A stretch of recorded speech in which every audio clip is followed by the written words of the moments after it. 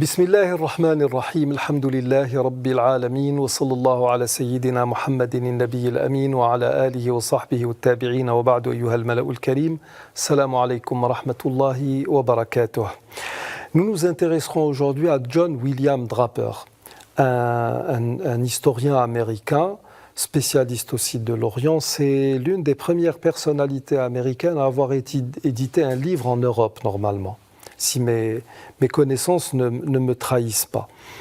Et donc il nous dit, en parlant des musulmans et de ce qu'ils ont pu apporter à l'Europe, et là il nous parle, le terme, moi personnellement, qui m'a le plus plu, c'est qu'il ait utilisé l'expression « brillante carrière ».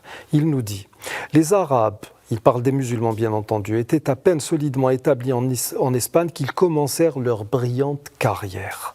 Adoptant le principe qui était devenu la règle politique des croyants en Asie, les califes de Cordoue se firent les protecteurs déclarés de la science et donnèrent l'exemple d'un raffinement qui contrastait singulièrement avec la grossière simplicité des principes européens, surtout ceux des régents.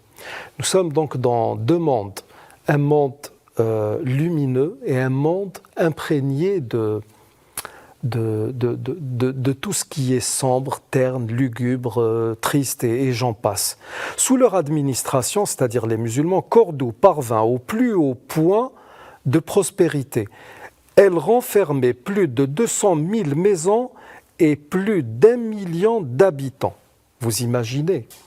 Après le coucher du soleil, on pouvait y parcourir 10 000, c'est-à-dire quelques 16 kilomètres, en ligne droite, à la lumière des lampes placées dans les rues.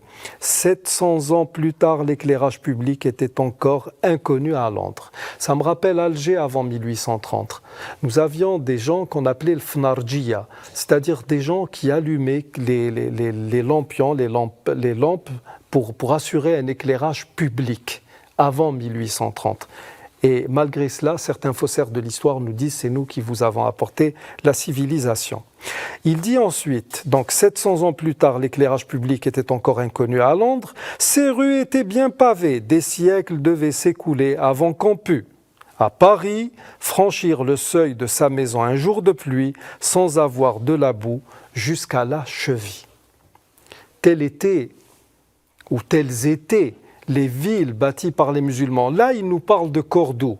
Mais ce qu'il ne faut pas oublier, parce que beaucoup d'entre nous, à chaque fois que nous citons la civilisation musulmane ou bien l'apport des musulmans à l'humanité, nous avons comme premier exemple qui nous vient, ou le premier exemple qui nous revient à l'esprit, c'est celui de Cordoue. Mais beaucoup oublient qu'avant Cordoue, nous avions Bagdad, nous avions Damas, nous avions Samarcande, nous avions une multitude de villes d'Asie.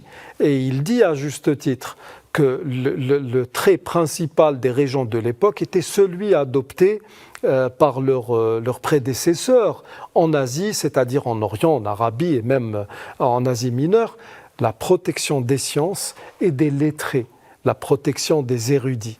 Donc là, William Draper revient sur des faits de l'histoire qui sont indéniables, mais il revient surtout sur l'esprit qui a été, on va dire, initié par l'islam et par les musulmans. Un esprit qui nous manque singulièrement à l'heure actuelle. Parce que le problème, c'est que, contrairement à ces musulmans, ces premiers musulmans d'Europe, qui voyaient en l'islam une manière de propager la civilisation, qui voyait dans la civilité, qui voyait dans le civisme, dans l'urbanisme, une manière aussi d'adorer Dieu.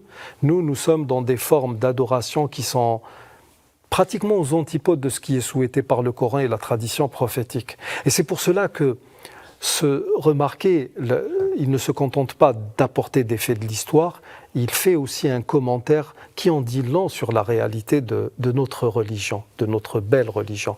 Nous arrivons au terme de l'émission d'aujourd'hui. Je vous remercie d'y avoir prêté attention et d'ici notre prochain rendez-vous, je vous dis Astawdi'ukumullah alladhi la tadi'u wada'i'uhu. Assalamu alaykum wa rahmatullahi wa barakatuh.